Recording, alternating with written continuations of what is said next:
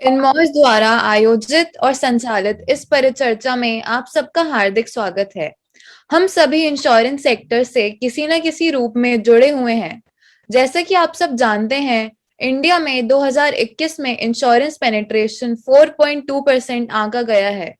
IRDAI की annual report 2019 से 20 के अनुसार इंडिया में 57 इंश्योरेंस कंपनीज हैं, जिनमें से 24 लाइफ इंश्योरेंस कंपनीज हैं और 33 नॉन लाइफ।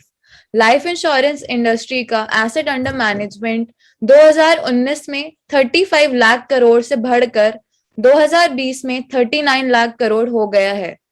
नॉन लाइफ का एसेट अंडर मैनेजमेंट 2019 में लगभग 2,29,000 से बढ़कर 2020 में 2,62,000 हो गया है।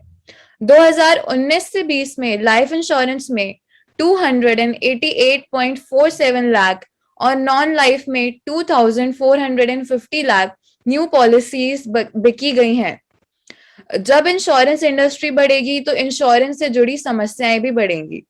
IRDAI की रिपोर्ट के अनुसार दर्ज की गई शिकायतों की संख्या में 2019 से 20 में लगभग 1.2% की वृद्धि हुई है, जिनमें से लाइफ इंश्योरेंस में 1,65,217 शिकायतें दर्ज की गई हैं और जनरल इंश्योरेंस में 49,988। शिकायतें आना प्रॉब्लम नहीं है। सबसे जरूरी ये है कि इन शिकायतों का निवारण कितनी सरलता और कितनी जल्दी किया जाता है। इंश्योरेंस कंपनीज, IRDAI रेगुलेटर और इंडियन गवर्नमेंट ने शिकायतों के निवारण के लिए बहुत सारे अरेंजमेंट्स किए हैं और बहुत सारे प्लेटफॉर्म्स भी बनाए हैं। इन प्लेटफॉर्म्स और इनके कार्य के बारे में बताने के लिए आज हमारे साथ माननीय विनय शाह हैं, जो कि लखनऊ यूनिवर्सिटी से स्टैटिस्टिक्स में पोस्ट ग्रेजुएट हैं। इन्होंने 1983 में LIC ज्वाइन किया as a direct recruit officer और देश भर में विभिन्न क्षमताओं में काम किया है। वर्ष 2015 से 19 तक ये LIC में एग्जीक्यूटिव डायरेक्टर की पोस्ट पे थे। 2017 से 19 वो LIC हाउसिंग फाइनेंस लिमिटेड के MD और CEO रहे हैं। रिटायरमेंट के बाद इन्हें महाराष्ट्र का इंश्योरेंस ओम्बड्समैन यानी कि बीमा लोकपाल नियुक्त किया गया, जिस पद पर वो अभी हैं। इस चर्चा को आगे बढ़ाने के लिए हमारे साथ हैं हमारे faculty member professor Manoj Kumar Pandey. Pandey sir का एक्सपीरियंस लगभग 30 साल का है। इन्होंने 20 साल इंश्योरेंस इंडस्ट्री में काम किया और पिछले 10 साल से बिमटेक से एज अ फैकल्टी मेंबर जुड़े हुए हैं। सर, मैं आपको इनवाइट करती हूँ कि आप इस वार्ता को अब आगे बढ़ाएं। थैंक यू सुनिधि, आपने बहुत ही अच्छा ब्रीफ इंट्रोडक्शन दिया, जो जिसको बोलते हैं ना सेटिंग द टोन, और बहुत बहुत अच्छा आपने कुछ आंकड़े भी दिए। और जो मुझे सबसे अच्छी बात ये लगी कि आपने ये कहा कि इंडस्ट्री बड़ी होगी तो कंप्लेन तो बढ़ेंगे, लेकिन कंप्लेन का निवारण कितनी जल्दी और सुगमता से होता है, that is something which is really required. Thank you very much Shah sir कि आपने हमारे स्टूडेंट्स के लिए और इंस्टीट्यूट के लिए और फिर ये जो ब्रॉड थीम है इसके लिए आपने समय निकाला। तो हम लोग सबसे पहले तो मैं अपने बिहाफ पे और इंस्टीट्यूट के बिहाफ पे सर आपको धन्यवाद देना चाहता हूँ। और मैं क्वेश्चन सर बिल्कुल सिंपल रखूंगा, क्योंकि पर्पस ये है कि इस वार्तालाप को, इस टॉक को मेजॉरिटी लोग देखें और उससे उसका लाभ उठाएं। इसीलिए जानबूझ के हम लोगों ने भाषा, लैंग्वेज भी हिंदी को प्रेफर किया, क्योंकि आप भी बहुत ही हिंदी में सुगमता से बातचीत कर सकते हैं सर। तो मेरा सबसे पहला सर क्वेश्चन ये है कि जैसा कि सुनिधि ने कहा कि कंप्लेन तो आएंगे, काम बढ़ेगा तो कंप्लेन आएंगे, सिस्टमिक फेलियर हो सकता है, लोगों की अपनी काम करने के तरीकों के कारण क्लेम आ सकता है, कुछ जेन्युइन होते हैं, कुछ इनजेन्युइन भी होते हैं, इन सेंस की लोगों के काम नहीं करने से क्लेम आते हैं। सो इंडियन इंडस्ट्री सिचुएशन में सर, डोमेन में कस्टमर पॉइंट ऑफ व्यू से जो ग्रीवांस रिड्रेसल का जो सर एक जो मैकेनिज्म है, तो सर उसमें लेटेस्ट रेगुलेटरी मैकेनिज्म क्या है सर, ये मैं आपसे जानना चाहूंगा। या सीधे शब्दों में, अगर कोई कस्टमर का कोई ग्रीवांस है तो वो कहाँ कहाँ और कैसे अपने ग्रीवांस के रिड्रेसल के लिए अप्रोच कर सकता है। Audio is okay? या फाइन सर, फाइन। नमस्कार। या गुड, नमस्कार। विजीत चट्टोराज बोल रहा हूँ सर। नमस्कार, नमस्कार Manoj ji. Thank you Sunidhi for some kind words for me. जैसा कि वार्ता की शुरुआत में अभी कहा गया है कि इंश्योरेंस इंडस्ट्री हमारे देश में एक काफी बड़ी इंडस्ट्री के रूप में आ गई है और उसका एसेट अंडर मैनेजमेंट और नंबर ऑफ कंपनीज और इन सब के विषय में बात की गई है। सबसे मेन मुद्दा जो मैं कहना चाहूँगा शुरुआत में कि हमको ये भी पहले अपने संज्ञान में लेना चाहिए कि नंबर ऑफ पॉलिसीज जो हमारे देश में आज सर्विस की जा रही है, क्योंकि कंप्लेंट सीधे सीधे उसी से रिलेशन रखती है कि कितनी पॉलिसियां इन्फोर्स हैं, चल रही हैं, कितनी पॉलिसियां न्यू बिजनेस के माध्यम से हर वर्ष की जा रही हैं। तो कंप्लेंट जो है उसी गति में या उसी स्पीड में बढ़ती भी है। तो पहली बात तो ये है। दूसरी बात कि हमारे यहाँ जो रेगुलेटर है IRDAI, उसकी फॉर्मेशन के समय ही गवर्नमेंट ऑफ इंडिया ने, मिनिस्ट्री ऑफ फाइनेंस ने 98-99 में ग्रीवेंस रिड्रेसल के लिए एक अध्यादेश नोटिफिकेशन निकाला था, जिसके तहत ओम्बड्समैन की भी शुरुआत हुई थी। और इन जनरल उसको फॉलो करते हुए RIDI ने भी अपने जो शुरू में पॉलिसी होल्डर्स रेगुलेशंस बने थे उसमें भी शिकायत निवारण के लिए अलग अलग सेक्शंस बनाए थे, अलग अलग प्राविधान रखे थे। वर्तमान में मैं सीधे अभी आता हूं, इसमें देखिए IRDAI ये सब पे, सारे ही इंश्योरेंस कंपनी पे ये चीज उन्होंने लागू की है कि उनका अपना इंटरनल एक ग्रीवेंस रिड्रेसल का सेल होना चाहिए, जो कि फर्स्ट स्टेज का जो कंप्लेंट सेटलमेंट होता है, जो कि सामान्यतः वो जो भी पॉलिसी होती है उसका सर्विसिंग ऑफिस होता है। उसके बाद में अगर फिर से कंप्लेंट आती है किसी भी पॉलिसी धारक की, उसको सॉल्व करने के लिए उनका हर कंपनी का एक अपना ग्रीवेंस रिड्रेसल सेल होना चाहिए और वहां उस शिकायत का निवारण होना चाहिए।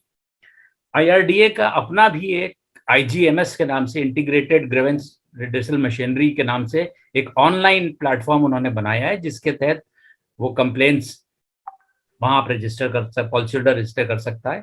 और IRDA ऑनलाइन ही जब उनके यहाँ कंप्लेंट रजिस्टर होती है तो वो इंश्योरर को भेजता है और उसका इंश्योरर को सॉल्यूशन 2 हफ्ते में प्रोवाइड करना रहता है। IRDA ये भी मैंडेट करता है कि जो grievance redressal cell insurance companies का है, जहां पे सेकेंड टाइम आप कह लीजिए कि इंश्योर्ड की कंप्लेनेंट की कंप्लेंट जाती है, तो जब उसको जवाब दिया जाता है, उसका समस्या का जो भी हल है वो दिया जाता है, तो उसमें एक लाइन मैंडेटरी है उनको अपनी चिट्ठी में नीचे लिखने में कि अगर वो कंपनी के रिप्लाई से संतुष्ट नहीं है तो वो अपने संबंधित एरिया के ओम्बड्समैन को अप्रोच कर सकते हैं। और उसमें ओम्बड्समैन का नाम या नाम ना भी हो तो किस ऑफिस में वो अप्रोच कर सकते हैं वो भी दिया रहता है, उसका पता भी दिया रहता है, ये सब चीजें दी रहती हैं। और ये मैंडेटरी है इंश्योरर के लिए कि वो अपने हर इस तरह के कम्युनिकेशन में इस तरह की पूरी सूचना दे कि अगर आप हमारे जवाब से, हमारे सॉल्यूशन से संतुष्ट नहीं हैं तो आप इस ओम्बड्समैन को भी अप्रोच कर सकते हैं। अब आता है ओम्बड्समैन के यहाँ समस्याओं का समाधान का। तो इसके बाद में पॉलिसी होल्डर जो है, अगर वो संतुष्ट नहीं है किसी भी उससे, तो वो ओम्बड्समैन को अप्रोच कर सकता है। कुछ कंडीशंस ऐसी भी होती हैं कि जब पॉलिसी धारक को इंश्योरर से जवाब नहीं मिलता है, तो उसमें भी IRDA ने ये प्राविधान रखा है कि अगर 30 दिन तक उसको कोई जवाब नहीं मिलता है तो भी वो डायरेक्टली ओम्बड्समैन ऑफिस को अप्रोच कर सकता है अपने समाधान के। तो सर, आपके जो आपने चीजें बताई उससे क्लियर हुआ है कि हर इंश्योरेंस कंपनी का अपना एक इंटरनल मैकेनिज्म तो रखना ही रखना है।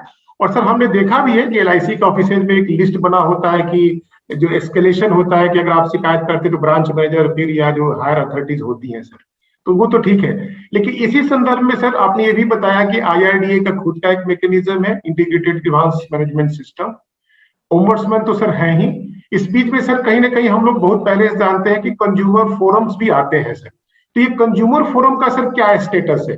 क्योंकि ये तीनों चीज तो इंश्योरेंस से रिलेटेड है, कंज्यूमर फोरम थोड़ा हट के हो जाता है। तो अगर किसी कस्टमर के पास कोई ग्रीवांस है तो उसे कौन सा रास्ता चूज करना चाहिए? देखिए, कंज्यूमर फोरम के विषय में मैं यही कहना चाहूंगा कि कंज्यूमर फोरम के पास न केवल इंश्योरेंस संबंधित शिकायतें, कोई भी कंज्यूमर से रिलेटेड किसी भी स्ट्रीम की हो, क्या कहते हैं, किसी सामान की हो, परचेज की हो, सर्विस की हो, प्रोडक्ट की हो, कोई भी जा सकता है उसके पास में कंज्यूमर, और उनका जो समाधान वो कंज्यूमर कोर्ट्स देते हैं वो उनका अलग रहता है। इस तरह का ऐसा कुछ प्राविधान नहीं है कि कंज्यूमर जो है वो यहाँ जा सकता है, यहाँ नहीं जा सकता है। ये ओम्बड्समैन रूल्स में जो चीज बड़ी क्लियरली स्पेसिफाई की गई है वो ये की गई है कि अगर कोई भी पॉलिसी धारक अपनी कंप्लेंट को लेके किसी और फोरम पे गया हुआ है या किसी और फोरम से उसको कोई एक समाधान मिल चुका है या कोई डिसीजन मिल चुका है, भले ही वो सिविल कोर्ट भी हो सकता है, कंज्यूमर कोर्ट भी हो सकता है, कोई और आर्बिट्रेटर भी हो सकता है, तो इस तरह के केसेस को ओम्बड्समैन को मैंडेट दिया गया है कि वो इस तरह के केसेस को नहीं सुन सकता है। ओके सर, मतलब अगर कहीं समाधान के लिए कहीं आप जा चुके हैं तो पहले वहां इंतजार कर लीजिए। हाँ, आपने बिल्कुल सही कहा सर, कंज्यूमर फोरम एक नॉर्मल किसी भी कंज्यूमर के लिए हो सकता है, they are not insurance specific, जबकि इंश्योरेंस कंपनी का ग्रीवांस रिड्रेसल मैकेनिज्म, आईजीएमएस और ओम्बड्समैन ये केवल इंश्योरेंस के ग्रीवांसेस के लिए ही बना है। मैं सही समझ रहा हूं सर? बिल्कुल सही आप समझ रहे हैं। इसमें अगर आप, क्योंकि आपने ये मुद्दा यहाँ पे उठाया, तो मैं एक चीज और जो मैं शायद बाद में कवर करता वो मैं यही बता देना सही समझूंगा कि देखिए, ओम्बड्समैन का जो प्रोविजन सरकार ने बनाया है, आईआरडीए ने बनाया है, इसका सबसे बड़ा जो लाभ है पॉलिसी धारक के लिए, सबसे बड़ा बिगेस्ट, जिसे मैं सामान्यतः कह सकता हूँ, कहूंगा कि यह निशुल्क है। इसमें आपको किसी प्रकार का कोई फीस, कोई कंप्लेंट एडमिशन फी या इस तरह से रजिस्ट्रेशन फी, इस तरह का कोई एक पैसे की भी कोई फीस इस वाले फोरम में नहीं देनी रहती है, नंबर एक। नंबर दो, हमारे जो भी डिसीजन रहते हैं, अवार्ड रहते हैं, वो भले ही रिकंसिलेशन से हों या कि एक सुनवाई के बाद अवार्ड के तहत हों, तो वो कंपनीज, इंश्योरेंस कंपनीज पे बाइंडिंग रहते हैं, उनको हमारे अवार्ड को मानना ही मानना। और ऐसा तो संभवतः देखा नहीं गया है, कुछ केसेस में हो सकता है हुआ हो कि इंश्योरेंस कंपनी को अगर हमारे अवार्ड के खिलाफ अपील करनी है तो वो उसको मिनिमम हाई कोर्ट के लेवल पे जाके अपील करनी पड़ती है, जबकि कस्टमर के ऊपर इस तरह की बाइंडिंग कोई नहीं है। अगर वो ओम्बड्समैन के किसी अवार्ड से संतुष्ट नहीं है तो वो बाकी के भी जो प्लेटफॉर्म्स हैं, जैसे आप कंज्यूमर कोर्ट की बात कर रहे थे या कोई सिविल कोर्ट है इस तरह का, तो वहां जाने के लिए उनको पूरी फ्रीडम रहती है कि वो हमारे अगर अवार्ड से संतुष्ट नहीं है तो वो कहीं पे भी अप्रोच करके दोबारा अपनी कंप्लेंट को वहां पे दाखिल कर सकते हैं। ये तो काफी सर कस्टमर फ्रेंडली अप्रोच है आपने जो बताया। सर मेरा एक क्वेश्चन है कि 3 लेयर में समझ रहा हूँ। पहले तो किसी को भी कोई भी शिकायत है तो उन्हें अप्रोप्रिएट कंपनी में अप्लाई करना ही चाहिए ग्रीवांस के लिए, और वहां से जब जवाब नहीं मिलता है तो ओम्बड्समैन को अप्रोच कर सकते हैं। सर इस आपने कहा कि 30 दिन की सुनवाई के बाद 30 दिन तक जवाब नहीं मिलता है या सेटिस्फाइड नहीं है तो ओम्बड्समैन के पास जाना चाहिए। सर ये जो आईआरडीए का जो प्रोविजन है सर, आईजीएमएस, क्या वहां भी इस तरह की कोई बंदिश है कि आप पहले इंश्योरेंस कंपनी का वेट कर लीजिए तभी आप आईजीएमएस में आ सकते हैं? नहीं, आईजीएमएस में इस तरह का कोई उन्होंने रेस्ट्रिक्शन नहीं लगा रखा है, लेकिन आईजीएमएस में भी जैसे मैंने पहले बताया कि अगर आपने ऑनलाइन शिकायत की है या फिजिकल कॉपी से भी आप शिकायत भेज के कर सकते हैं, उससे की है, तो उसका जो उनकी प्रक्रिया उन्होंने अपना जो बनाया है, सिस्टम बनाया है, उसके तहत वो सीधे उस कंप्लेंट को कंपनी के पास भेजते हैं और विद इन 2 वीक्स कंपनी को उसका जवाब आईआरडीए को भी देना है और पॉलिसी धारक को भी देना है। तो इस तरह का, उस तरह के, लेकिन बाइंडिंग कुछ नहीं है कि वो पहले कस्टमर वहां अप्रोच कंपनी को अप्रोच कर चुका हो या नहीं। लेकिन ओम्बड्समैन के रूल्स के तहत ये हम भी, हमारे पास भी जब कुछ कंप्लेंट्स डायरेक्टली आ जाती हैं तो हम पॉलिसी धारक से कहते हैं कि आप पहले एक बार उनका जो अपर लेवल की जो ग्रीवेंस रिड्रेसल मशीनरी है, सेल है, जो उनके कॉर्पोरेट ऑफिस में संभवतः रहता है, यूजुअली रहता है, तो वहां अप्रोच पहले कर लीजिए और उसके बाद हमारे पास आइए। लेकिन आईआरडीए के आईजीएमएस में इस तरह का कोई रेस्ट्रिक्शन नहीं है। ओके सर, एक मैं ओम्बड्समैन का जो रेगुलेशन है मैं थोड़ा सा पढ़ रहा था, जो भी अवेलेबल था गूगल पे, तो उसमें एक रिस्ट्रिक्शन है कि 30 लाख या एक कोई मॉनेटरी लिमिट है, उसके बियॉन्ड का अगर कोई केस हो तो ओम्बड्समैन उसको नहीं सुनवाई कर सकता है। तो फिर ऐसे केसेस के लिए कस्टमर कहाँ जाए सर? क्योंकि आजकल तो टर्म इंश्योरेंस का जमाना है और 30 लाख का जो अगर मानिए कोई टर्म इंश्योरेंस का क्लेम का है तो बहुत छोटी रकम है सर। आजकल बच्चे आजकल 1-1 करोड़ की पॉलिसियां ले रहे हैं। नहीं, ये आपने बड़ा अच्छा प्रश्न किया। देखिए, ये IRDA का जो सॉरी ओम्बड्समैन का जो नोटिफिकेशन, जो पहले नोटिफिकेशन हुआ था, और पहले ये लिमिट 20 लाख की थी, ये लिमिट बढ़ा के 2017 में के बाद में 30 लाख की गई है। और हमारे पास, जैसे मैं अपना अनुभव से आपको बता सकता हूं कि मेरा लगभग 2 साल का टेन्योर एज ओम्बड्समैन महाराष्ट्र करीब करीब हो गया है। मेरे पास अभी तक 3 से 4 ही ऐसे क्लेम आए हैं जिनकी लिमिट 30 लाख के ऊपर की रही है, बाकी सारे ही उसके नीचे के रहते हैं। इस तरह का, हाँ, ये एक हमारे ऊपर बंधन है, ओम्बड्समैन रूल्स के तहत बंधन है कि अगर क्लेम अमाउंट जो है वो 30 लाख के ऊपर का है तो उसका हम शिकायत नहीं कर। कुछ कस्टमर्स हमसे इस तरह का भी पत्र कई बार दे के अपनी सहमति जताते हैं कि आप हमारा 30 लाख तक का ही कर दीजिए, बाकी का हम फिर देखेंगे कि क्या करना है करके। तो मेरा व्यक्तिगत विचार इस तरह के केसेस में यही रहता है कि अगर हम इस तरह के केसेस, जब एक रूल्स के तहत हम 30 लाख के ऊपर का नहीं देख सकते हैं, तो वो शायद कस्टमर के लिए भी ठीक नहीं होगा कि अगर उसका 60 लाख या 50 लाख का क्लेम है और हम उसको 30 लाख का निपटारा दे दें तो उसके समझ दें। और कहीं ना कहीं कंपनी के उसमें भी ये ठीक नहीं रहता है कि हम जब मैंडेटेड नहीं है हमारा फोरम उसके लिए तो हम उसको करें। जहां जाने के लिए फिर अन्य उसके पास जो ऑप्शंस रह जाते हैं, जैसा आपने पूछा कि वो कहाँ जाए, तो जो उसके पास अन्य ऑप्शंस रह जाते हैं कि वो या तो फिर IRDA IGMS के थ्रू भी, IRDA के थ्रू अप्रोच कर सकता है, या फिर कंज्यूमर कोर्ट्स वगैरह में भी जा सकता है। IGMS में तो केवल इन्फॉर्म कर देते हैं, वो जो कंफर्ट लेवल में एक ओम्बड्समैन या कंज्यूमर फोरम से आता है, या जो दबिश कहिए हिंदी में जो वर्ड होता है, वो शायद IGMS में मिसिंग होगा। सर मेरा एक एडिशनल क्वेश्चन है, 30 लाख सर लाइफ में ज्यादा भी दिख रहा है, लेकिन जनरल इंश्योरेंस के क्लेम में तो सर 30 लाख कोई बहुत बड़ा लिमिट नहीं है, क्योंकि फैक्ट्री में आग लग जाए तो क्लेम उससे ज्यादा का भी आ सकता है। सर ओम्बड्समैन की जहां तक बात की जा रही है सर, तो कस्टमर हम लोग बार बार कह रहे हैं, तो क्या केवल इंश्योरेंस कंपनी जो 24 और 33 या 35 है उनके अगेंस्ट में आ सकते हैं, या हम जो इकोसिस्टम है हमारा इंश्योरेंस का, TPA उसमें आते हैं, उसमें इंटरमीडियरीज आती हैं, हमने फॉर एग्जाम्पल किसी इंटरमीडियरी से पॉलिसी लेने की कोशिश की, उसने हमें धोखा दे दिया, तो क्या वो कंपनियां भी जो इकोसिस्टम का पार्ट है वो ओम्बड्समैन के स्कोप में आती हैं सर? देखिए, अभी तक तो 2020 से पहले 2020 तक आप लगा लीजिए, दिसंबर 2020 तक तो केवल इंश्योरेंस ही हमारे उसमें आते थे, स्कोप में आते थे, कवरेज में आते थे। जनवरी 2021 में एक नया नोटिफिकेशन आया, जिसके बाद ब्रोकर्स भी इंश्योरेंस ओम्बड्समैन के दायरे में आ गए हैं। अब ब्रोकर्स के ऊपर भी मान्य रहेगा, हमारे जो भी जजमेंट्स है उनको भी हम पार्टी बना के उनके खिलाफ भी कर सकते हैं। लेकिन इसको छोड़ के बाकी जैसे TPAs हैं, तो TPAs के अगेंस्ट में अगर कोई है तो उसका जो अभी वर्तमान में अवार्ड जाता है तो वो कंपनी के ऊपर ही जाता है। अगर हम किसी TPA की भी गलती हुई है और पॉलिसी होल्डर को कोई क्लेम का कंपनसेशन देना है तो वो कंपनी के द्वारा ही पे किया जाता है। हम अपने अवार्ड में कई बार, आपने बड़ा अच्छा प्रश्न किया, कई बार हम अपने अवार्ड में ये भी बोल देते हैं कि कंपनी ये गलती हुई है और इसमें कंपनी को, पॉलिसी होल्डर को इतना देना चाहिए, और आप TPA से चाहें तो रिकवरी कर लें।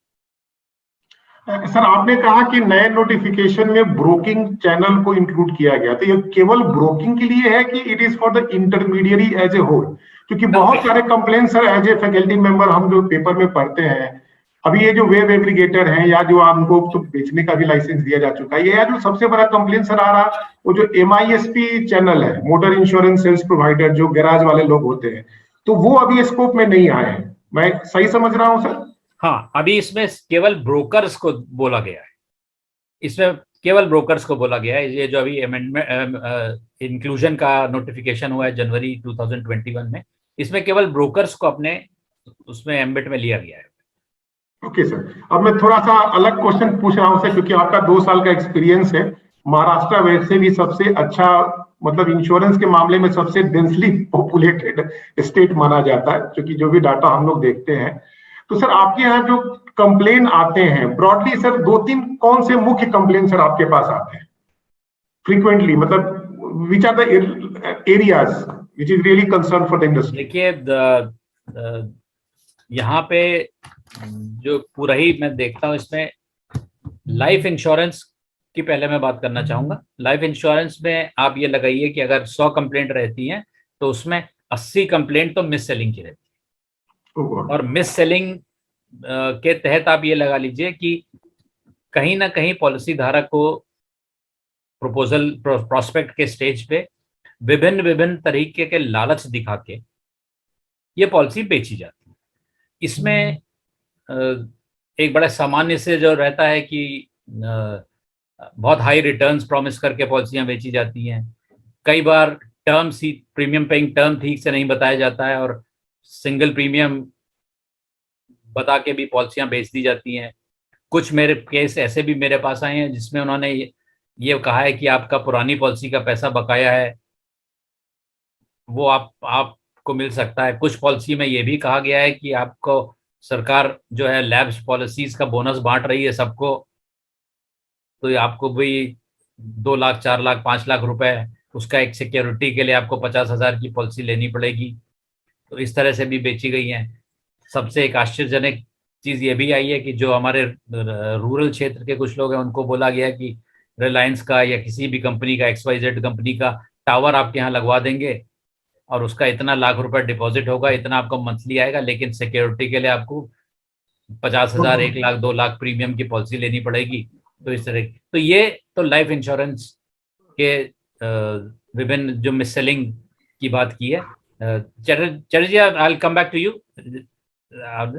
और नॉन लाइफ में जो हमारे पास कंप्लेंट्स आती हैं वो यूजुअली फ्लड से रिलेटेड असेसमेंट ठीक से ना होना, एक्सीडेंट से रिलेटेड, कार से वो डैमेजेस का असेसमेंट ठीक से नहीं होता, वो आती है। आजकल मेन जो मेरे पास अधिकता है कंप्लेंट्स की, वो नॉन लाइफ साइड में रेपुटेशन ऑफ क्लेम्स की है या पार्शियल पेमेंट ऑफ क्लेम की है। और कोविड से संबंधित जो क्लेम्स आने शुरू हुए उसमें भी पार्शियल पेमेंट ऑफ क्लेम की है या क्लेम डिनाई करने की है। कोविड में कई स्टेट गवर्नमेंट्स ने हॉस्पिटल्स के लिए एक पेमेंट की, चार्जेस की गाइडलाइंस बनाई है। तो कई कंपनियां उन्हीं गाइडलाइंस के हिसाब से पेमेंट कर देती हैं, लेकिन वो ये भूल जाती हैं कि ये गाइडलाइंस सरकार ने हॉस्पिटल्स को दी है कि आप इससे ज़्यादा चार्ज ना करें, लेकिन हॉस्पिटल्स उसको नहीं मान रहे हैं, कई हॉस्पिटल्स नहीं मान रहे हैं और वो अपने मन से अधिक चार्जेस पॉलिसी होल्डर से ले रहे हैं। तो हमको कई बार इंश्योरेंस को ये बताना पड़ता है कि ये तो आपकी गाइडलाइन आपके लिए नहीं है पेमेंट करने के लिए, आप तो पॉलिसी टर्म्स एंड कंडीशंस के हिसाब से जो पेमेंट है वो बनता है इस तरह का। और हाँ, लाइफ में काफ़ी कंप्लेंट्स क्लेम रेपुटेशंस की भी आती हैं, मैच्योरिटी लेस पेमेंट की भी आती हैं, और यूलिप पॉलिसीज के भी जो फाइनल पेमेंट्स की होती हैं, मिडवे सरेंडर्स की होती हैं, उससे रिलेटेड कंप्लेंट्स आती हैं। बड़ा ही आश्चर्य की बात है कि 80% सर क्लेम आप बता रहे हैं कि मिस सेलिंग के, जो कि अवॉइडेबल है। सर क्लेम सेटलमेंट के स्टेज में डिस्प्यूट हो वो तो कुछ हद तक समझ में आता है, उसमें सर स्कोप भी कम रहेगा गलती होने की, बट दैट्स वेरी, मतलब जो फैक्ट आपने बताया सर बहुत ही आश्चर्यजनक है। चटोरा सर आपने हाथ उठाया था, कुछ पूछना चाह रहे थे सर आप? हाँ सर, पहले तो आपका अभिवादन करेंगे सर, आप हमारे प्रोग्राम के लिए आ रहे हैं। सर मेरी क्वेश्चन, जो मैं आपकी एनुअल रिपोर्ट पढ़ रहा था जो करंटली आया है 21 की, and what I found that कि एनुअल रिपोर्ट में द मैक्सिमम केसेस तो मिस सेलिंग पर है, लेकिन हेल्थ रिलेटेड कंप्लेंट्स है, पर्टिकुलरली पॉलिसी वर्डिंग्स पर है, पॉलिसी वर्डिंग्स पर एंड एक्सक्लूजन्स पर है कि पॉलिसी वर्डिंग्स का इंटरप्रिटेशन प्रॉपरली नहीं हो रहा है, पॉलिसी एक्सक्लूजन्स का भी रॉन्गली लोगों का यूज किया जा रहा है। मेरा सवाल थोड़ा सा पेचीदा है सर इस संदर्भ में। मैं चाहता हूं कि ओम्बड्समैन किस तरह से इसको एड्रेस करेगा। हेल्थ इंश्योरेंस पॉलिसी में जो एक कंडीशन है कि sir policy in the event of misrepresentation, policy बिल्कुल वॉइड हो जाएगा। जबकि आप नॉन लाइफ में किसी भी पॉलिसी में देखेंगे सर, पॉलिसी कभी वॉइड नहीं होता है sir, condition precedent to liability होती है तो वो पर्टिकुलर लाइबिलिटी वॉइड होता है। तो इतना सख्त हेल्थ इंश्योरेंस पॉलिसी में क्यों रख दिया गया कंडीशन कि थोड़ा सा भी मिसरिप्रेजेंटेशन में पॉलिसी वॉइड हो जाएगा। और एक और सवाल सर, हेल्थ इंश्योरेंस में बहुत सारा जो रीजनेबल एंड कस्टमरी चार्जेस है उसका इंटरप्रिटेशन और उसका एक्सप्लेनेशन प्रॉपर नहीं है, बहुत सारी क्लेम्स उसके अंदर जो है रिपोर्टिएट कर दिया जाता है। एक बहुत बड़ा शब्द है जिसका हेल्थ इंश्योरेंस पॉलिसी में कहीं डिफिनीशन नहीं है। 45 वर्ड तो रेगुलेटर ने डिफाइन किए थे, लेकिन सबसे इंपॉर्टेंट वर्ड जो है ट्रीटमेंट, उस शब्द का कहीं पर डिफिनीशन नहीं है। तो ऐसे जो प्रॉब्लम्स है इसका समाधान किस मैकेनिज्म के तहत हो सकता है सर? देखिए, आपने बड़ा अच्छा सवाल किया। मैं थोड़ा एक लाइटर वेन में आपको ये बताना चाहूंगा कि मैं अभी कई बार अपने हियरिंग्स में भी बोलता हूँ, स्पेशली हेल्थ इंश्योरेंस पॉलिसीज में, कि पॉलिसी पढ़ते पढ़ते, एक्सक्लूजन पढ़ते पढ़ते, इस टाइप की चीज पढ़ते पढ़ते शायद 3 साल के बाद मैं बगैर डिग्री का एक डॉक्टर हो जाऊंगा। जी। इतने मेडिकल टर्म्स मैंने पढ़ लिए हैं और जिसके बेसिस में क्लेम्स डिनाई किए गए हैं, एक्सक्लूड किए गए हैं।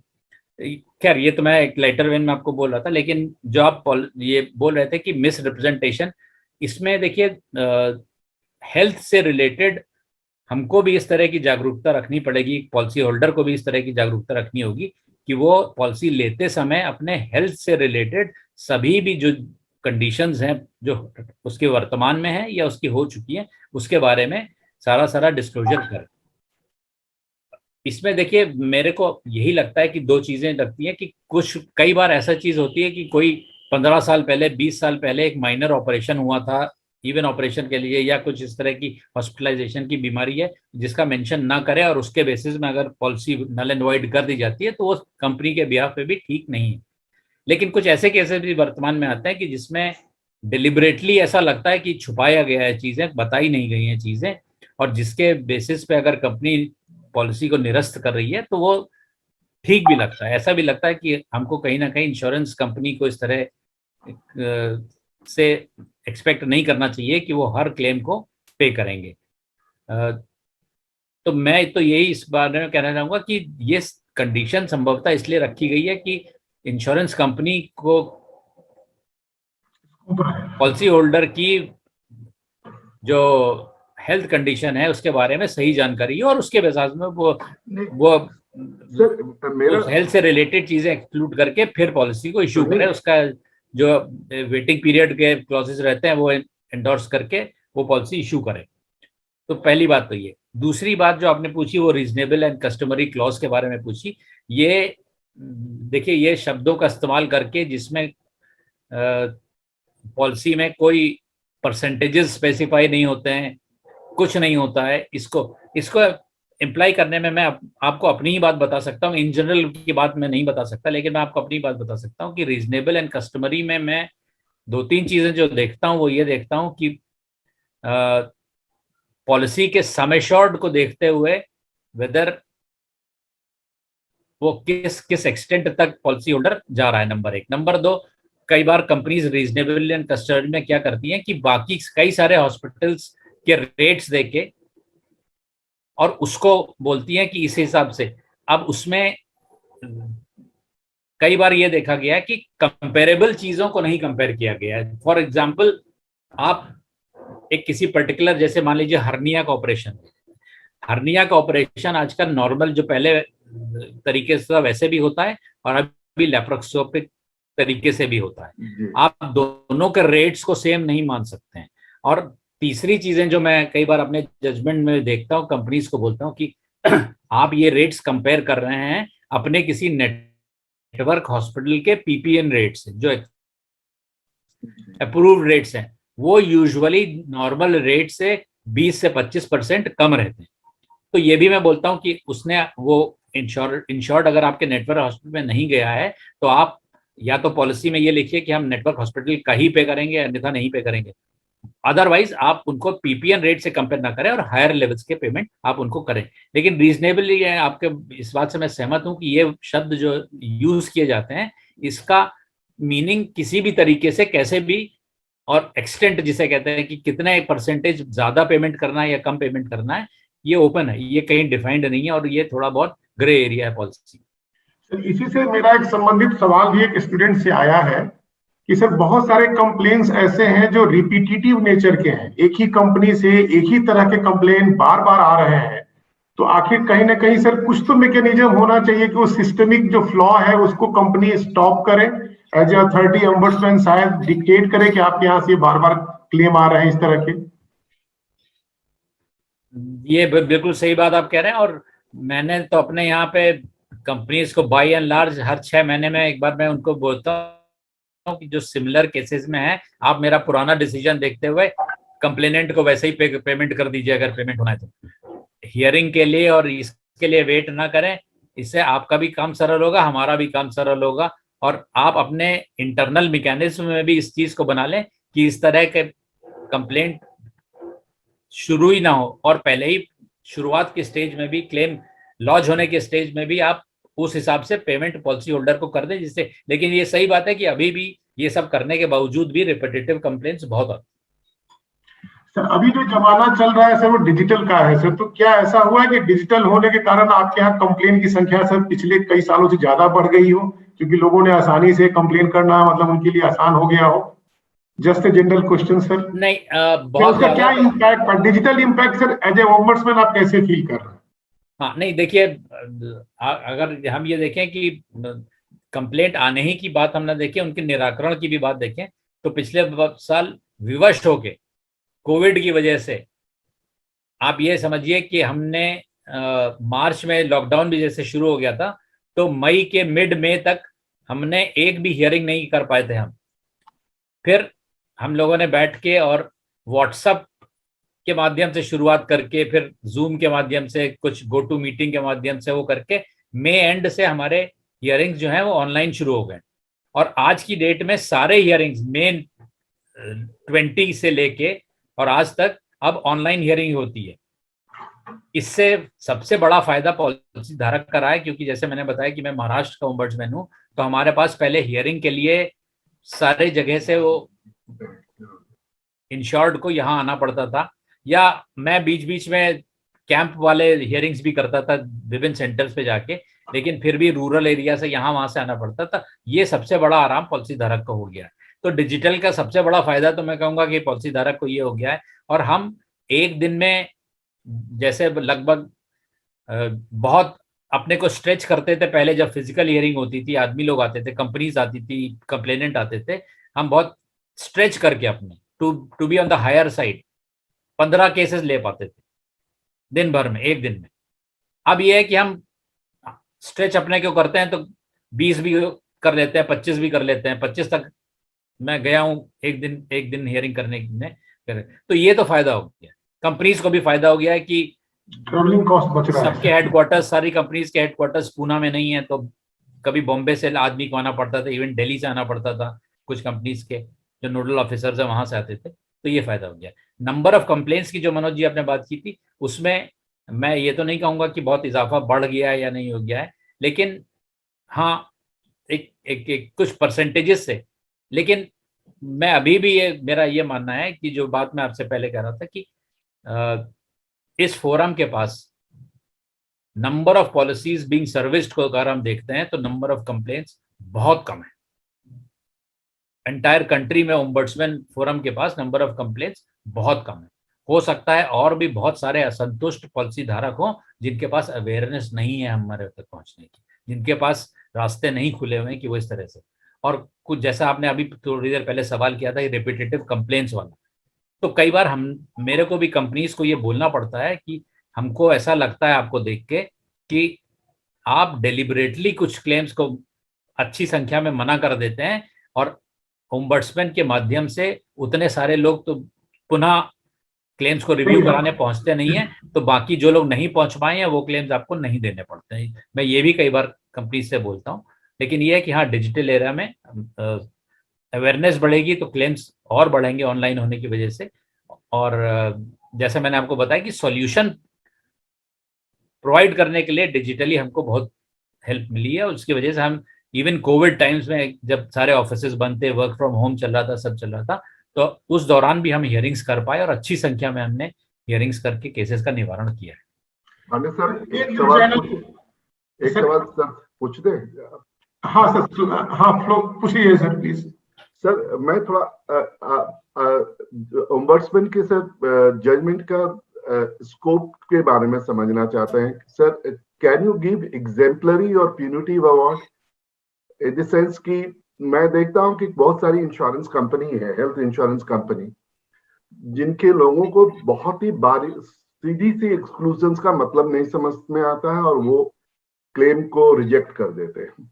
मेरे ही बिमटेक में एक ऐसा बंदा क्या, उसकी मदर का क्लेम आया और वो जो है रिजेक्ट कर दिया गया था 94,000 का। मैंने उसे सिंपली कहा कि आप पहले कंपनी में कंप्लेन करो, वहां से अगर आपको जवाब नहीं आता तो then you file the case to the ombudsman। ombudsman में तुरंत उस केस का जजमेंट दिया और उसको 94,000 का पेमेंट हुआ। मेरा इस सवाल है कि इस तरह के केसेस में जहां बड़ा स्ट्रेट दिख रहा है कि क्लेम पेएबल है और इंश्योरेंस कंपनी पे नहीं कर रही, अगर वो बंदा यहाँ नहीं होता तो शायद उसे भी नहीं पता होता, वो भी मान जाता। तो आपके यहाँ कुछ एग्जेम्पलरी अवार्ड होती है कि आप इस तरह से ना टॉर्चर करें लोगों को? आप पॉलिसी बेच रहे हैं, you should have the understanding of the policy wordings and exclusions. आप इस तरह के कुछ एग्जेम्पलरी या प्यूनिटिव बोथ वे, जहां रिपीटेटिव कोई फॉल्स क्लेम्स को आके बार बार ओम्बड्समैन में ले जाता है against the customer also and also against the insurance company? नहीं देखिए, as per the ombudsman rules तो हमारे पास कोई यही मैंडेट है कि हम क्लेम का जो अमाउंट है उसी अमाउंट के बारे में कंपनसेशन दे सकते हैं। उसको छोड़ के इवन 5 रुपीज और 100 rupees penalty we can not impose on the insurer और the broker whosoever it is. वो मैंडेट हमारे पास नहीं है। हमको जो भी क्लेम अमाउंट है उसको हाँ, ये जरूर है जैसा आपने कहा कि मैं भी अपने अवार्ड्स में कई बार सर्विसिंग एस्पेक्ट्स को लेके सिमिलर, ये जो आप बात कर रहे हैं कि बहुत क्लियर कट केसेस होने के बावजूद, तो स्ट्रक्चर के तौर पे अवार्ड में हम लोग मेंशन करते हैं। और स्ट्रक्चर के तौर पे मेंशन करने पे मेरे को जहां तक है 2-3 कंपनीज का तो मैं आपको बता सकता हूँ, करें उनके यहाँ से हमको उसका एक लेटर भी कई बार प्राप्त होता है कि हमने इसको चीज को बड़े सीरियसली लिया है। और मेरे को ऐसा लगता भी है कि कुछ कंपनीज उसको सीरियसली लेती भी हैं और उस पर एक्ट भी करती हैं। सर इसके पहले कि मैं 3-4 जो क्वेश्चन आए मैं स्टूडेंट से लूं, एक मेरा क्वेश्चन है सर कि आप ओम्बड्समैन का एक काउंसिल ऑफ ओम्बड्समैन भी कुछ है ना, एक हायर लेवल, उसका सर क्या स्ट्रक्चर, उसका क्या पर्पस है, वो कैसे IRDA से कोलैबोरेट कुछ हो पाता है, नहीं हो पाता है? नहीं, ये इसमें मनोज जी ओम्बड्समैन का इस तरह का कुछ नहीं है। इसमें क्या हुआ था कि जब मैंने जैसे बताया 1998 में जब ये रूल्स बने थे तो उसको ग्रीवेंस रिड्रेसल रूल्स के हिसाब से बनाया गया था और उसके तहत ये डिफाइन किया गया था कि एक GBIC बनाया जाएगा, LIC और अन्य कंपनीज मिलके governing body of insurance council बनाया गया था, जो कि ओम्बड्समैन का अपॉइंटमेंट से लेके और पूरी फंक्शनिंग को देखेगा। तो ये जो GBIC थी ये 2017 तक GBIC रही। 2017 में मिनिस्ट्री ऑफ फाइनेंस ने फिर इसका रीनोटिफिकेशन किया और इसको ओम्बड्समैन रूल्स के हिसाब से नया तरीका, तब तक ये ग्रीवेंस रिड्रेसल मशीनरी के रूप में थी। 2017 में इसको GBIC का नाम बदल के उसको एग्जीक्यूटिव काउंसिल ऑफ इंश्योरर्स रखा और उसी को अब नवंबर 2020 में फिर से नोटिफिकेशन में चेंज करके उसमें उन्होंने कुछ ओम्बड्समैन के अपॉइंटमेंट से कंसर्निंग सर्विस कंडीशन से रिलेटेड कुछ चीजें, वो सब चीजें बदली और तब इन्होंने एग्जीक्यूटिव काउंसिल ऑफ इंश्योरर्स का नाम बदल के काउंसिल ऑफ इंश्योरेंस ओम्बड्समैन कर दिया। ओके सर, CIO कर दिया। तो वो एक्चुअली गवर्निंग बॉडी है जो कि ओम्बड्समैन को के पूरे सिस्टम को अपॉइंटमेंट ऑफ ओम्बड्समैन से लेके और अन्य चीजों से लेके फंक्शनिंग को देके वो गवर्न करती है। सर एक क्वेश्चन आया है स्टूडेंट से, क्योंकि आपने मिस सेलिंग की बात की सर, दो बैंका इंश्योरेंस का जो कंट्रीब्यूशन सेल्स में वो कम है, लेकिन सबसे ज्यादा ग्रीवांसेस सर बैंका इंश्योरेंस से ही आता है, जहां तक हम लोग को भी जो फीडबैक या जो भी स्टैटिस्टिक हमने देखे हैं।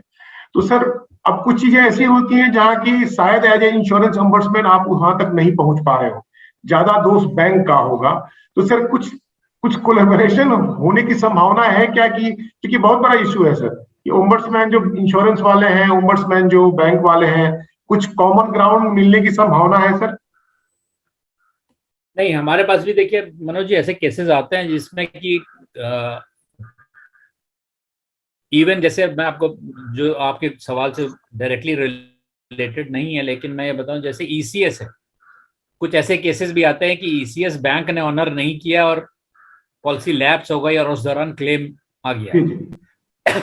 अब इसमें देखिए मेन मुद्दा जो रहता है कि मेन फॉल्ट जो रहता है वो बैंक का रहता है कि उसने ईसीएस मैंडेट होने के बावजूद भी उसको नहीं ऑनर किया है। तो इस तरह की चीजें, लेकिन अभी इस तरह का कोई कॉमन ग्राउंड वाला चीज नहीं है। मैं हो सकता है सरकार आने वाले समय में, अभी कुछ दिनों पहले हमारे माननीय प्रधानमंत्री जी ने इंटीग्रेटेड ओम्बड्समैन स्कीम आरबीआई के माध्यम से लॉन्च किया है, हालांकि वो बैंकिंग सिस्टम के लिए है, लेकिन हो सकता है आने वाले समय में इस तरह का हो कि इंश्योरेंस या फाइनेंशियल मार्केट से रिलेटेड जितने भी ओम्बड्समैन हैं उनको एक कॉमन प्लेटफॉर्म मिला के उसमें कुछ बात है। और जो आप बैंक इंश्योरेंस की मिससेलिंग की जो आपने बात करी, उसमें देखिए हो सकता है कि बैंक के द्वारा पॉलिसी मिससोल्ड की हुई हो, लेकिन उसमें अगर कोई रिफंड ऑफ प्रीमियम या उस तरह का कोई अवार्ड देना होता है तो वो हम देते हैं, और उसमें हम ये भी कहते हैं कि आप इसमें ये जो चैनल है जिसके माध्यम से आपको ये बिजनेस मिला है उनके ऊपर भी कार्रवाई करें। इस तरह के अवार्ड हम लोग देते हैं। लेकिन बैंक पे डायरेक्टली कोई चीज वाला वो उस तरह का हमारे उस पे नॉर्म्स में और रूल्स में नहीं आता है। सर एक क्वेश्चन है प्रतीक जी से, प्रतीक दर्शी सर से, and I will read the question. Will you be open to discussing generic causes of grievance generation with the claim settling officials of insurance company? शायद प्रतीक जी ये पूछना चाहते हैं कि क्या ओम्बड्समैन की तरफ से सर कोई ऐसा इनिशिएटिव लिया जाता है कि इंश्योरेंस कंपनियों को कुछ गाइडलाइंस इशू करना या उनके लिए वर्कशॉप करना, इस तरह के कुछ इनिशिएटिव से संभव हो पाता है? नहीं, इस तरह का रहता है। हम लोग भी अपने लेवल से, जैसे कि मैं अपनी बात करूं और अन्य भी जो देश में बाकी ओम्बड्समैन भी जो हैं, पूरे 17 ओम्बड्समैन है, मैं बताना शुरू में भूल गया, पूरे कंट्री को एरिया वाइज से 17 ओम्बड्समैन हैं आज की डेट में पूरे देश में। तो अन्य लोग भी करते हैं। हम लोग कंपनियों को लिखते हैं कई बार कि इस तरह के बड़े जनरल चीजें हो रही हैं, रिपीटेटिव चीजें हो रही हैं, इसमें आप ये चीजें, हम लोग ये भी सजेस्ट करते हैं कि ये किस तरह से रोका जा सकता है। एक बहुत छोटा सा उदाहरण मैं आपको दूं कि जैसे कई कंपनीज हैं उन्होंने इस पे पहल भी की है, और एक जनरेशन ऑफ कस्टमर आईडी होती है, और बार बार जब बीमा लिया जाता है तो वो उस आईडी से लिंक करके financial underwriting, specially financial underwriting में, या पुरानी कोई मेडिकल अंडरराइटिंग की प्रॉब्लम है तो उससे लिंक चीजें पता चल सकती हैं उस समय, और मिस सेलिंग से कुछ हद तक बचा जा सकता है। तो इस तरह की चीजें हम लोग लिखते हैं। लेकिन यह है कि हर कंपनी ने अभी इस तरह की चीज नहीं की है, बड़ी बड़ी कंपनियों ने इस तरह की चीज अभी शुरू नहीं की है। एक और चीज जो मैं आपको बताना चाहूंगा कि private companies by and large, सब कंपनी एक पॉलिसी कंप्लीट करने के समय में पॉलिसी धारक को, संभावित जो पॉलिसी धारक है उसको एक फोन कॉल करती हैं और रिकॉर्ड करती हैं और हमको देती भी हैं। लेकिन मिस सेलिंग में फंसने के लिए लालच में आके कई बार जो हमारे इंटरमीडिएट होते हैं वो लोग पॉलिसी धारक को बोलते हैं कि आपके पास कॉल आएगा तो उनको ये लोन के बारे में या बोनस रिफंड के बारे में या पुराने पेमेंट के बारे में आप मत बताइएगा, नहीं तो वो उसमें से आपका नाम हटा देंगे, या इस तरह की चीजें। तो वो भी है, उसमें हमारी जनता को भी जागरूक होना पड़ेगा कि वो भी इस तरह के झांसे में ना फंसे और उनको ये चीजें क्लियरली हो जाए कि इस तरह की चीज अगर हमको बताई जा रही है तो ये गलत है। सर मेरे पास 3-4 क्वेश्चन स्टूडेंट्स के हैं, और उसका एक सार जो है, जो समरी है, वो ये जानना चाहते हैं सर कि आने वाले समय में ये जो ग्रीवांस रिड्रेसल मैकेनिज्म तो ठीक है, लेकिन ग्रीवांसेस को सर कम कैसे किया जा सकता है? एक तो आपने कहा कि कस्टमर को खुद जागरूक होना पड़ेगा, लेकिन और भी सर कुछ आपके दिमाग में है? That is the last question for right now from me. हाँ, देखिए इसमें मैं दोनों ही तरह से बताऊंगा कि कस्टमर पॉइंट ऑफ व्यू से एक तो मैंने अब जैसे एक बड़ा सिंपल सा पॉइंट है, हमने भी किया है। हम भी जब पहले पॉलिसी खरीदी है, फॉर एग्जांपल पॉलिसी ली है, तो हमने प्रपोजल पेपर पे सिर्फ साइन करके और अपने एजेंट को दे दिया है। हमने ये देखने का प्रयास नहीं किया कि उसमें किस चीज में उसका क्या जवाब दिया है। और हम ये भी करते हैं कि हम खाली प्रपोजल फॉर्म भरते हैं। मेरा अपना यह मानना है कि जहां तक संभव हो प्रपोजल फॉर्म स्वयं भरें। अगर स्वयं नहीं भी भरते हैं तो भरे हुए प्रपोजल फॉर्म को साइन कीजिए, इससे कि आप एक बार पढ़ सके। भरे आपका प्रपोजल फॉर्म आपका एजेंट ही, लेकिन आप 10 साइन करते समय वो भरा हुआ प्रपोजल फॉर्म खाली में 10 कर, इस तरह की जागरूकता। दूसरा एक, जैसा कि मैं पहले भी कह रहा था कि आज के डेट में आप ये भी देखें कि जो चीज आपको प्रॉमिस की जा रही है वो संभव है कि नहीं संभव। आज की डेट में कोई आपको एक 20% 25% का रिटर्न कह रहा है कि आपको मिलेगा, तो क्या यह संभव है? नंबर 2, आप एक अच्छा इन्वेस्टमेंट करने जा रहे हैं, एक पॉलिसी लेने जा रहे हैं, अच्छा लेने जा रहे हैं, अगर आप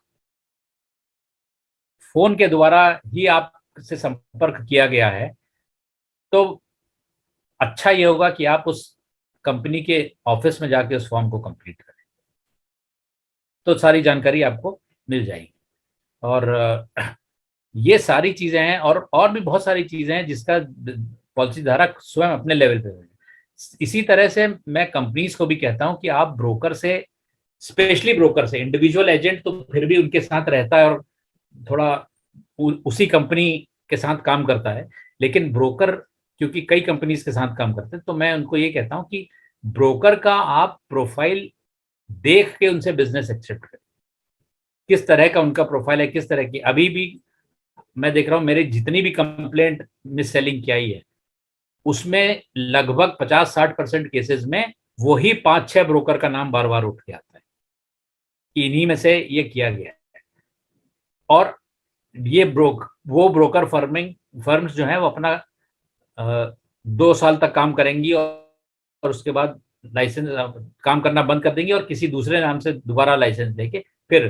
तो इस तरह की मैं कंपनी से भी कहता हूं कि आपको भी इंश्योरेंस एक्सेप्ट करते समय कहीं ना कहीं उनका प्रोफाइल को देखने की जरूरत है, कस्टमर आईडी क्रिएट करने की जरूरत है, जैसा मैंने पहले भी कहा। इस सब से हम रोक तो नहीं सकते, लेकिन उसमें कहीं ना कहीं कमी जरूर आ सकती है। और सबसे बड़ी बात मैं यही कहूंगा कि अवेयरनेस की बात है। हम क्या चीज पे दस्तखत कर रहे हैं, क्या चीज हमको संभवतः मिल सकती है। पॉलिसी, एक बात तो मैं और कहता हूं कि देखिए आपको पता ही है कि पॉलिसी होल्डर्स प्रोटेक्शन रेगुलेशंस में कूलिंग ऑफ पीरियड की बात होती है कि 15 दिन में आप पॉलिसी वापस कर सकते हैं फॉर फुल रिफंड। तो जब आपको पॉलिसी बॉन्ड मिला है तो इस चीज की अवेयरनेस भी पॉलिसी धारक को होनी चाहिए कि आपको एजेंट ने कुछ भी बताया कि आपको कितना ही पैसा मिलेगा, क्या मिलेगा, लेकिन बाय एंड लार्ज आप गवर्न होते हैं 100% पॉलिसी डॉक्यूमेंट में लिखी गई कंडीशंस। तो उसमें 5-6 जो बेसिक चीजें हैं उसके बारे में आप, कई बार पॉलिसी धारक ये भी मुझसे कहते हैं कि साहब इतना छोटा प्रिंट रहता है, इतना डिटेल्ड रहता है, इतने ज्यादा पन्नों का रहता है कि हम नहीं पढ़ पाते हैं। तो उसमें ये देखना जरूरी रहता है कि हम किन किन चीजों, जो मेन चीजें हैं उनको तो देखें कि हम प्रीमियम हम कितना दे रहे हैं, कितने वर्षों तक हमको उसको देना है, इसमें हमको मैच्योरिटी बेनिफिट क्या मिलने वाला है इस पॉलिसी में, और सरेंडर से रिलेटेड क्या। ये 4 चीजें भी अगर आपने देख ली और वो आपको वही हैं जो आपको बताई गई हैं तो कोई प्रॉब्लम नहीं। अगर नहीं है तो आप तुरंत विदिन 15 डेज वापस करिए उसको। ये तो ये सारी चीजें अगर अवेयरनेस पॉलिसी धारक के बीच में भी होगी तो मिस सेलिंग संभवतः काफी हद तक रुक सकती है। हालांकि खत्म होने के लिए अभी हमारे पास काफी समय लगेगा, ऐसा मेरा मानना है। नहीं सर, हर अथॉरिटी के द्वारा ग्राहक जागो टाइप कैंपेन से चलाए भी जा रहे हैं। मिस सेलिंग पे IRDA के एड्स आते हैं और जागरूकता बढ़ी भी है सर, लेकिन वही बात है फ्रॉड करने वाले भी स्मार्ट होते जा रहे हैं। So thank you very much sir आपके समय के लिए।